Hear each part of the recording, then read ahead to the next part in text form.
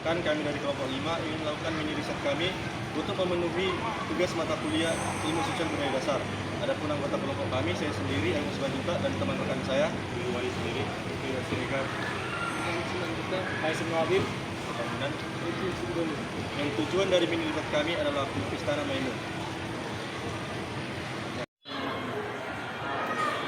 Oke, jadi Istana Maimun ini dibangun pada tanggal 28 Agustus tahun 1888. Dan orang yang membangun Istana Maimun ini adalah Sultan Delhi yang ke-9 yang bernama Sultan Ma'mun al-Rashid Perkasa Alam. Nah, jadi tujuan utama dia membangun Istana Maimun ini adalah untuk keperluan meeting atau untuk bertemu Sultan dengan tamu-tamunya. Nah, nanti sultannya itu duduk di kursi merah-merah ini. Lalu setelah itu bergerak ke ruangan tengah, kita sebut nama ruangannya Balai Resmi. Nah, lalu di Balai Resmi itulah puncak acaranya ataupun puncak mengobrolnya. Setelah dari itu baru mereka bergerak ke ruangan yang paling belakang itu. Nah, itu adalah ruang makan, dimana setelah mengobrol nanti mereka makan bersama di belakang.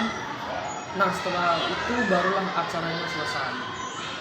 Nah, itu tamu itu dikasih pilihan, apakah mau mengobrol dengan sultan lebih intim lagi atau mau duduk di teras depan ini lagi. Kebanyakan sih tamu-tamu itu ingin ngobrol dengan sultan. Ada juga yang duduk di teras untuk bersantai. Nah, jadi bisa dibilang fungsi utama Istana Maimun adalah untuk keperluan meeting pada awalnya. Lalu terjadi musibah. Nah, akhirnya tempat Istana Maimun ini juga tempat tinggalnya sultan. Itulah beberapa sejarah singkat tentang Istana Maimun. Karena memang ya bisa dibilang ya nggak banyak yang bisa, karena memang sejarah di sini itu nggak banyak, bukan perang, bukan apa. Memangnya sejarahnya itu cuma tempat berkumpulnya sultan dengan tamu-tamunya. Oke, kalau kamu ada yang ditanyakan? Selanjutnya itu Bang, apa keunikan arsitektur Istana Maimun yang dibuat? Nah, keunikan arsitek dari Istana Maimun ini, dia itu arsiteknya kan dari Belanda ya, yang bernama Kapten Theodor van Eck. Nah, jadi yang buat menarik itu bentuk dari Istana Maimun ini, karena bentuk itu kan kalau kalian lihat dari luar itu seperti bangunan Eropa, cuma dicampur dengan bangunan rada-rada gaya Timur Tengah Arab, karena ada kubahnya. Banyak yang mengira ini itu masjid, tapi bukan. Ini itu istana yang tempat berkubah tadi. Itulah uniknya kenapa banyak yang orang itu kemarin rasa penasaran seperti apa sih Istana Maimun. Boleh sih. Bagaimana peran Istana Maimun dalam sejarah Medan dan Sumatera Utara? Kalau di lingkup Sumatera Utara ini ya perannya itu dia kan mempunyai bisnis yang namanya itu tembakau Delhi, dimana tembakau Delhi itu banyak diimpor oleh orang Eropa untuk dijadikan, ya mungkin kalian tahu ya tembakau itu kan apa. Nah, jadi itulah yang membuat peran pentingnya Istana Maimun di sini, karena dengan adanya Istana Maimun ini jadi sultan dengan yang mau bekerja sama soal bisnis itu lebih gampang, dan nanti hasilnya itu si sultan itu membuat kepada rakyat kayak tempat untuk berjualan, berbisnis atau apa. Jadi rakyatnya itu makmur dibikin. Itulah yang bermanfaat. Dampaknya lah. Dan kemudian Bang, kalau bangunan ini ada nggak arsiteknya gitu atau yang merancang bangunan ini sebelumnya dari bangunan ini? Arsiteknya itu yang tadi saya bilang, Kapten Theodor van Eck dari orang Belanda. Itu arsitek. Bisa Bang, di Istana Maimun ini masih ada nggak Bang koleksi bersejarah yang dipajang? Kalau Istana Maimun ini ya artefaknya itu udah nggak ada. Maksudnya ada, tapi yang banyak yang replika. Kalau yang aslinya itu cuma merenung. Itulah artefak asli.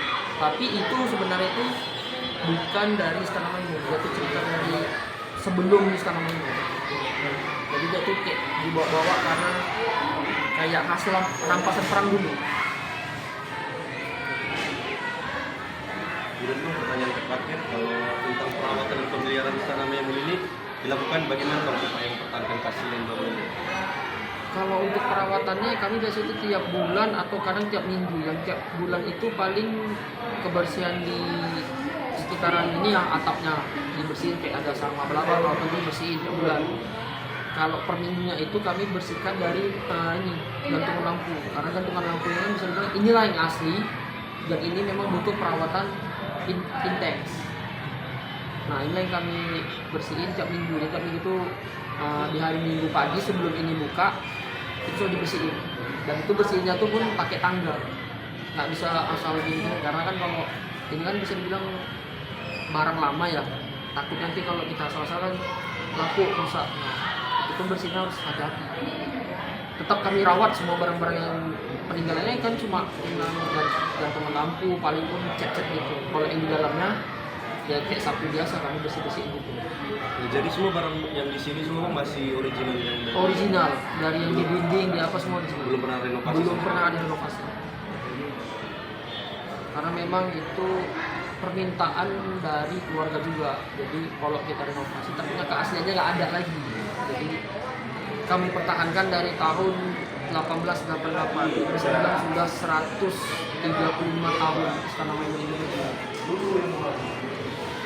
Nah, jadi Bang, di Istana Maimun ini masih ada terdapat misalnya ada upacara pernikahan atau ada Masih kita gunakan. Jadi kalau keluarga itu ada yang ingin menikah, keluarga inti ya, nah itu nikah itu di balai rong itu. di tengah itu. Iya, tapi kalau yang ada keluarga betul-betul kayak sultan itu nanti nikah dia duduk di sebelah sananya.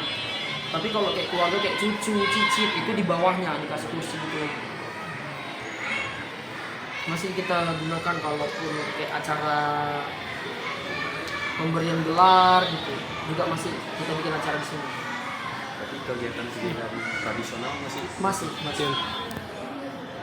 Jadi kan untuk sekarang masih ada raja yang memimpin. Sebenarnya bukan raja ya, namanya itu lebih ke sultan ya. Sultannya itu sekarang ada sultan ke-14.